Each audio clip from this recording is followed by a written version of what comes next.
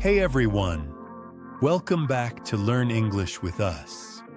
I'm Steve, your English coach, and this is episode 9 of our series, The Best Way to Speak English. In the last episode, we learned the difference between textbook English and real English. And today's lesson is about something that can change your life. Not just your English. It's called Boost Confidence with Real Conversations. Oh, that's a good one. Because honestly, even when I know what to say, I still feel nervous when speaking to real people. And that's exactly what we're going to fix today. Because the truth is, confidence doesn't come before speaking. It comes from speaking. Part 1. Why confidence matters more than grammar. Let me ask you something, Maya. When you hear someone speak broken English, maybe with mistakes, but they sound confident, do you still understand them? Yes, usually I do. Exactly.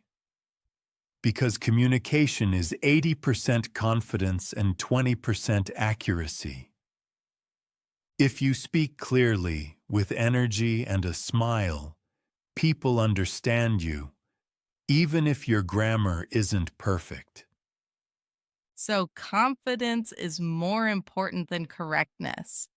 Exactly. Grammar helps you write, but confidence helps you connect. Part 2.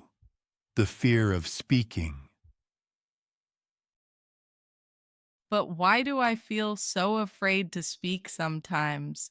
Because your brain is trying to protect you from embarrassment. It says, don't speak. You might make a mistake. But here's the truth. The only real mistake is staying silent. Every time you avoid speaking, your fear grows.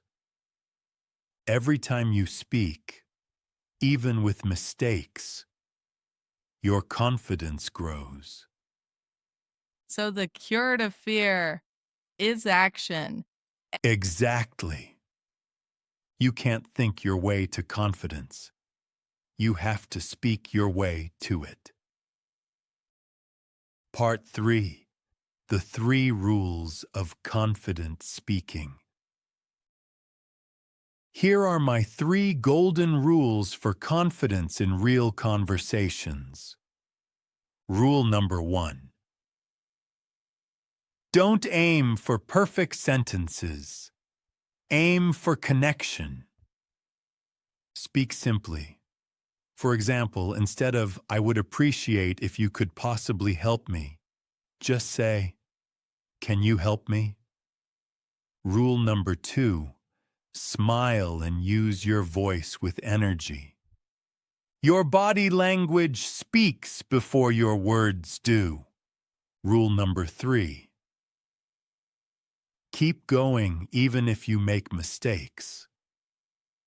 If you forget a word, describe it. Say, the thing you use to, or you know what I mean. That's real communication. That's practical. It makes English sound less scary. Exactly. Once you stop worrying about being perfect, conversations become fun. Part 4. The power of real practice. Now let's talk about real-life practice. The only way to get good at speaking is to speak with real people. Start with small, simple interactions. Say hello to a classmate, a colleague, or even a stranger. Ask for directions in English. Order coffee in English. That sounds simple, but I still feel shy. Of course. But remember, small steps lead to big confidence. You don't start running a marathon on day one. You start with one step. So one hello a day. That's your first step. Part 5. How to handle real conversations. Let's do a little role play. Imagine you meet someone new at a cafe. Steve, as stranger. Hey, how's it going? I'm fine, thank you. And you? Haha, see? That's your textbook answer. Try this instead. Hey, I'm good. Thanks. Just taking a break. You. Okay. Hey, I'm good. Thanks. Just taking a break. You, it already feels more natural. Exactly. That's what real English sounds like. Now, here's a trick. When someone asks you a question, don't just answer, add something back. Example: what do you do? I work in IT. What about you? That keeps the conversation alive. Oh, I always forget to ask questions back. That's the key. Conversation is like tennis. You hit the ball back. Part 6. How to sound confident even when you're not. Okay, Maya, let's be honest. Sometimes you don't feel confident, but you can sound confident. Here's how. Slow down. Speaking too fast makes you sound nervous. Breathe. Take a second before answering. It shows control. Smile. People hear smiles through your voice. Use simple, complete sentences. So, confidence is not something you feel first, it's something you show first. Exactly. Fake it a little, and soon it becomes real. Part 7. Common conversation scenarios. Let's go through some real situations. 1. Meeting someone new. A. Hi, nice to meet you. B. Nice to meet you. Where are you from? 2. Small talk. A. How's your day going? B. Pretty good, just busy. You. 3. At work. A. Can we talk later? B. Sure thing. What time works for you? 4. On the phone. A. Hi, this is Maya speaking. B. Hey Maya, thanks for calling. How can I help you today?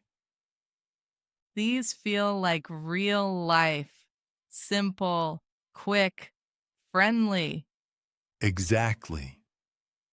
Real confidence comes from practicing these small, everyday moments. Part 8. Dealing with mistakes in conversations. But what if I make a mistake and someone corrects me? I hate that moment. I know how that feels. but think of it this way. Every correction is a free lesson. If someone corrects you, say, "Oh, thank you. I'll remember that." That's confidence. You show you're learning, not embarrassed. And honestly, most people won't even notice small mistakes. They'll just be happy you spoke English. That's true. When someone speaks French to me, I don't care if it's perfect. I just find it nice. Exactly. That's how most people feel about you, too. Part 9. How to practice conversations every day. Here's a practical plan for building conversation confidence. 1. Practice in front of a mirror. Ask and answer simple questions. What's my name? How was my day? 2. Record mini dialogues with yourself. Play both roles. It's fun and powerful. 3. Talk to online partners. Apps like Tandem or Hello Talk connect you with real people. 4. Join English communities. Comment on YouTube. Join Facebook groups. Or chat in online forums. So I don't need to wait for someone to start a conversation with me. I can create it. Exactly. Be proactive. Fluency belongs to the brave. Part 10. Mental tricks for confidence. Let me share 3 mental tricks that always help. Trick 1. Speak in your English character. Imagine you're playing a confident version of yourself. Maya. When you act confident, your brain follows. Trick 2. Focus on the message, not the mistakes. Nobody remembers small errors. They remember good energy. Trick 3. Remember your progress. Every word you say today is something you couldn't say yesterday. Wow, I love that. Maya sounds like a whole new person. Exactly. And she's awesome. Part 11. From Fear to Freedom.